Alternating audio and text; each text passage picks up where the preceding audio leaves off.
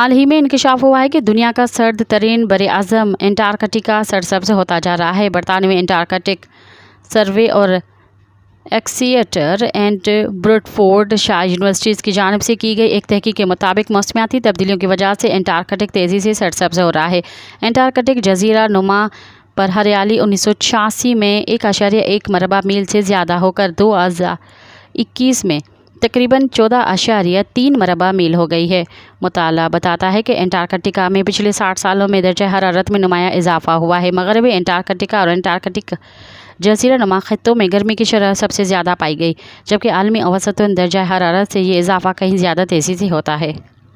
मज़ीद ख़बरनि ऐं तफ़सीलात लाइ विज़िट कयो असांजी वेबसाइट www.awamiNewsHD.com ऐं ॾिसंदा रहो अवामी न्यूज़ HD।